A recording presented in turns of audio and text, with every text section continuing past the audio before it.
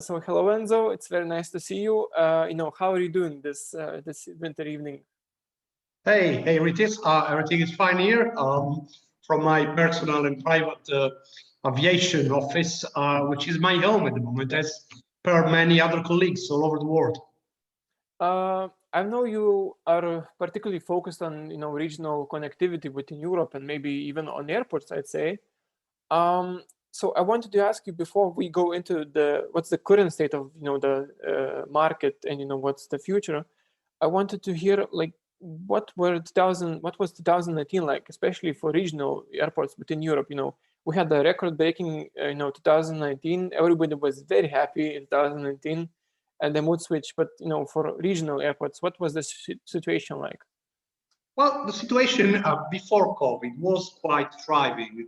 Let's be clear, differently from the main hubs, small regional airports have always had a difficulty in recovering commercial and operational costs.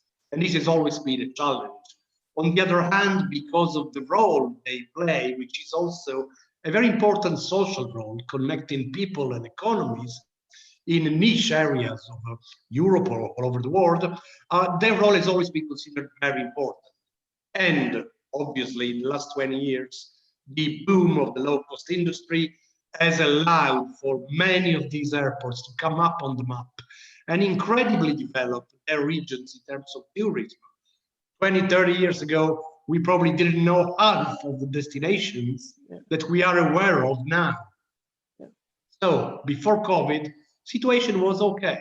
Obviously, they were the weakest link before, and they have immediately are again the weakest link after COVID. Airlines have started cutting from small airports. Flights have been reduced in those small airports to initially guarantee the most flown and capacity dedicated routes in primary, secondary, and hub airports. So obviously they suffered more in the beginning. I would say that now the situation is so critical all over Europe and approaching particularly the next summer that probably the low-cost model, low-cost airlines will still play a fundamental role for those airports. Yeah. But let's talk financial rates. Let's not forget, at the moment in January, February, March, these guys are operating for 1 or 2 days per week. So we have tens of thousands of people at home. Yeah, but in terms of connectivity, before the crisis hit, what kind of traffic would the regional airports would see? Was it usually like connecting traffic? You mean transferring passengers from the small airport to the hub, or as low-cost carriers essentially developed? I would say, yeah, interesting question. I would say a healthy mix of both. Okay. You have to imagine and probably consider the hub airports and the small regional airports as two bases which are each other. At the end of the day, the policy for the main hub and spoke airports and carrier in terms of model has been always to feed the main airports to then open up new continental routes through the traffic also generated in small regional airports. Coming from Cityliner Lufthansa to Alitalia to Iberia, that's always been the policy we know. And that has always worked. Obviously, this has been complemented in the last 20 years, as I said before, by simple point-to-point destinations. And that has been probably the most lucrative traffic for the regional airports, but not only airports, also the territory, the Chamber of Commerces, the tourist board to the regions have flourished through this one model, which is basically point-to-point, low cost normally. But in terms of financial health, were they healthy? Did they have, cash? Were they investing in new projects? Maybe expanding even? I'd say that again, they probably weren't the richest on the map. Let's say for a small regional airport, say 1.5 million passengers, to be able to recover cost and close the P&L with a healthy balance or even a positive balance has always been a fantastic result, and very few can count actually on a positive P&L. On the other hand, let's remember, it's another kind of richness which is generated by these airports. airports. And it's a richness which falls directly on the communities. A passenger pretty much is accounted to spend of 100, 150 euros per day per each day of stay at a given territory, in a given region. So if you count on 1 million passengers, 150 euro per day per 1 million is already 50 million euros per day per passenger per overall day. So you can imagine how interesting cascades this generates on the territory. So airports sometimes are able and virtuous enough to close their balance in a positive manner. On the other hand, throughout in all the cases, they generate a fantastic result for the region that they are based in. But one thing that a lot of people tend to forget now is that in 2019, especially in fall, we've seen a few airlines go bankrupt.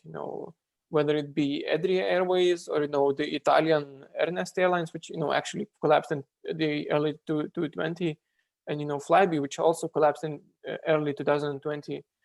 How did that impact regional connectivity across Europe? You'd say, was it a negative impact, or airlines were considering and talking about the airlines you mentioned? Probably the most affected region and area has been UK with Flybe. And Flybe had actually the great feature of connecting so many small regional airports in UK. And obviously many of those routes, which were already hardly surviving in terms of redditivity and liquidity generation, they've not been replaced by others. Now we are hearing about the potential saving of Flybe and the coming back to a new investor, and that would really generate a lot of benefits for the UK territories if that was the case.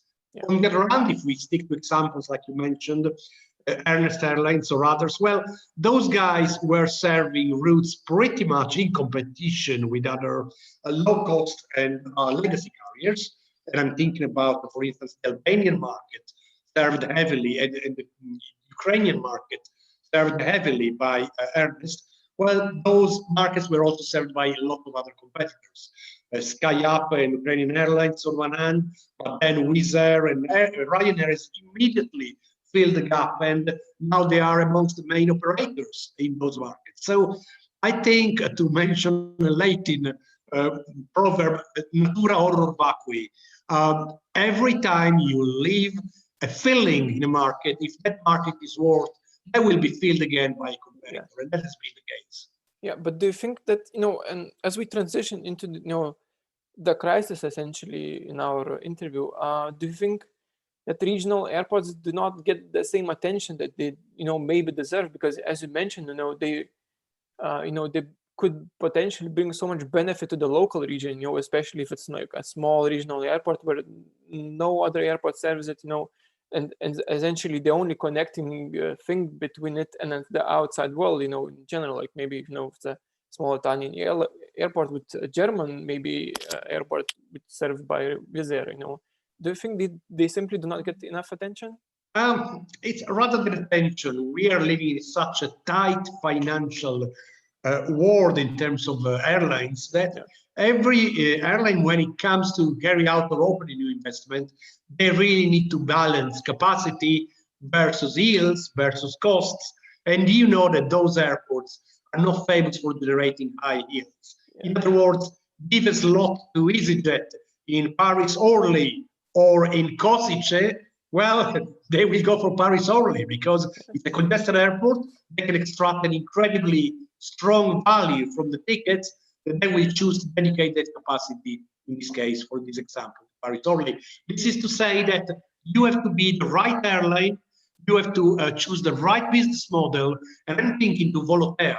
Volotea has had a relatively fantastic result in 2020, also considering COVID. They've been able to maintain a 90% load factor throughout the crisis, obviously reducing capacity, reducing frequencies of the routes, but they were connecting the right regional airports. They've studied very well the market. They've been prudent in their approach. They've obviously had a very good ticket sales and distribution approach, and here they are. They moved from a B717 aircraft to A319 fleet, which is a larger capacity, and even now more some A320. So there are virtuous examples. The regional airport needs to count on a very solid and intelligent airline, because they will be able to valorize and to add value to that specific regional airport and to that region. Yeah, but do you think on the governmental level, the governments, when handing out support packages, pay enough attention to those airports, or there's still work to do? Look, I don't think there is a guy in any government with the idea of saving at all costs all the regional airports in each country. So this is to say, regional airports need to be able to develop their capacity to lobby together. They need to develop some sort of homogeneous approach in asking, but not only to their own government. This must be a movement which goes beyond the national borders, particularly in Europe, where at the end of the day, all the recovery funds that the EU is dedicating to a number of industries is actually then distributed by the single states, but their policy is determined at EU level. So we need to find a decent representative of the regional airlines at EU level, like the airlines have done with Airlines for Europe or other important lobbying bodies. I don't see the same happening for regional airports. Italian and German regional airports have been able to extract some help, particularly the German regional airports. But again, I think we should now go and think beyond the borders to try to have a single entity of the European airports that look after their own interests. Yeah. You mentioned, today you posted an article, LinkedIn, which I found interesting. And, you mentioned that basically the industry is in a free-for-all approach right now. Everyone's basically looking out for yourself. Do you think that makes regional airports, on the losing side no matter what? Because I think if a regional airport is represented, they're not represented very well, on a global scale. Yeah, well, it has been free for all, effectively. And the reality is that airlines have been flooded by their own problems, airports by their own problems, which is utilization of people, stopping infrastructural investments, stopping all the hemorrhages of cash and liquidities in lack of aeronautical and non-aeronautical revenues. On the other hand, then you have other actors like ground handlers, even weaker than both airlines and airports. Yeah. So in many instances, I've discussed and proposed or discussed with colleagues of the industry that it should be almost time to create an aviation consortium. Instead of dealing amongst each other with the typical adversarial approach or arm's length approach in commercial terms, these guys should know that they are literally in the same boat. And, there's no time space in this pandemic to look after who makes more penny than the others. The risk is to go down together. So work better together, reward or sacrifice part of your revenues if that can help to keep safe the other actors that work at your airports. And I'm thinking about incentivizing the activity of airlines from airports, sacrificing more commercial revenues, if you want, and also having a good look at the ground handlers, which are essentially in dire straits. The 85% of their cost is manpower. So those guys will be the first to be fired, and it's a very difficult situation. Yeah. Before I come back to that point, I wanted to ask you something. So throughout 2020, we saw at least some flight activity. Whether it would be cargo or we had a short period of time in the summer when people were actually flying again. How was the connectivity within regional airports in particular? Were they come back to life a bit? Again, let's stick to the example of the 1 to 2 million passengers regional airports in Europe. Yeah. I can tell you that from an average of 8 to 14 flights per day, the majority of them moved down and scaled down to 3 or 4 flights per day, if they were lucky. So the connectivity has worked for a couple of months. It seemed that, particularly in Italy and in Germany, it looked for a moment that the situation was looking up again and ramping up through the investments of Wizz Air and Ryanair in particular on the domestic markets, because that was the environment favored by the so-called domestic bubbles. In other words, you can't travel outside your country, but you can travel within your country. And that was the trigger for Ryanair and Wizz Air to heavily invest again in opening new routes and deploying aircraft in new bases. If you think to Wizz Air in Italy, they've opened 4 bases in literally 3 weeks. Having said that, again, the situation in December got worse again in terms of virus, and immediately airlines have retrenched again and have grounded the majority of their aircraft.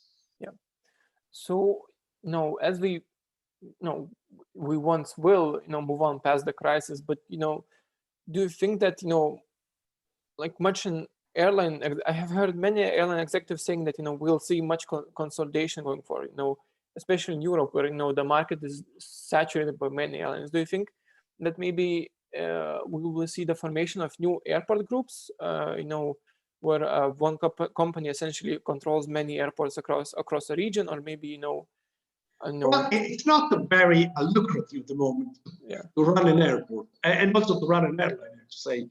On the other hand, I can certainly see that there will be a continuous process of merging and acquisitions in terms of airlines.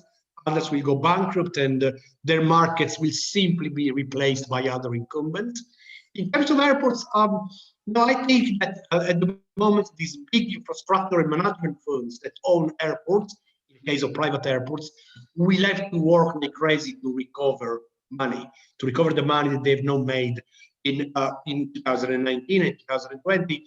And they are funds. Their mission is to reward their investors, and there's no chance that they're going to waste or put more money or invest more money in other airports. So they'll have to make good to their own airports first.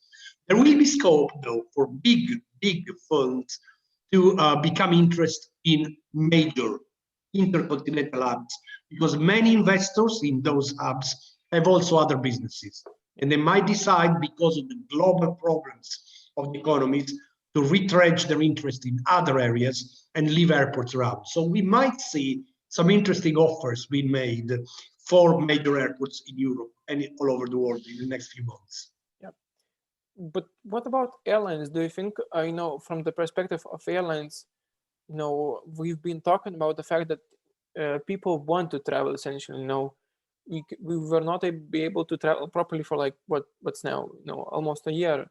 Do you think that, especially low-cost carriers will utilize, this pent-up demand, and essentially, as we slowly come out of the crisis, we will see, an explosion of bases and routes, much like, Wizz Air has done in Italy or Norway?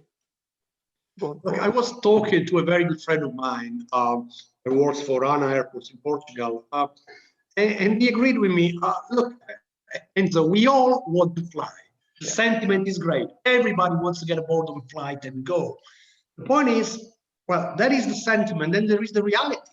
If each country imposes difficult dictates and very demanding requirements to passengers or airlines or airports, well, that will scare passengers. And again, don't get me wrong, we need to protect the public health. On the other hand, it must be very well known throughout the industry that if we don't go back together and act as one in implementing homogeneous processes and infrastructures all over airports and airlines, facilitate the same approach on departure and arrivals, then unfortunately we can forget about the sentiment and we'll have to deal with the fact that we simply cannot find an aircraft to fly with. Do you think, solutions like for example, IATA travel pass are the way to go forward? It's the first time that I can see technical stroke process solutions being proposed in a very strong, branded, marketed approach. Very clear, very simple, and I think that this is certainly a way to go. Also because, again, let me repeat it very clearly, this is the first time that we see an initiative clearly delimited, explained, and structured. Until now, unfortunately, as I said, it's been a free-for-all with each body, aviation body, proposing their own solutions. And obviously, if we don't come up as one, you don't have ear to listen. So yeah, IATA travel pass could be certainly solutions to be implemented together with a clear, strong voice at political level that aviation in its entirety put forward to the main health bodies, to the main political bodies, EU, developed countries, etc. In general, if you were to, pick up your crystal ball, what do you think will the future of regional airport look like in general? What's your view on the future? Look, I think that regional airports will still have to count for their business on a strong LCC presence. That is what guarantees passengers. That is what guarantees tourism. That is what guarantees the possibility to develop at the same time aviation and non-aviation revenues. So it's paramount, and I'm sure that already from summer 22, we should see a strong reprise, a strong recovery of that traffic. On the other hand, to the airports, to the regional airports, keep talking to the legacy carriers.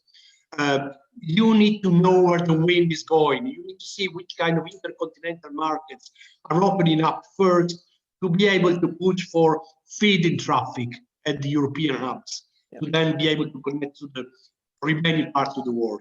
And that is also very, very, very important for any aviation development in each single regional airport. So do you think the fact that regional airports feed the traffic, that will only highlight their importance going forward? As still, despite the pandemic and everyone wanting to essentially travel, not everyone has kept their job, sadly enough, throughout the pandemic. So there is, and the thing to sort out is the economy first. Yeah. Put right the financials, because if there is no money, the normal common family man is not going to travel.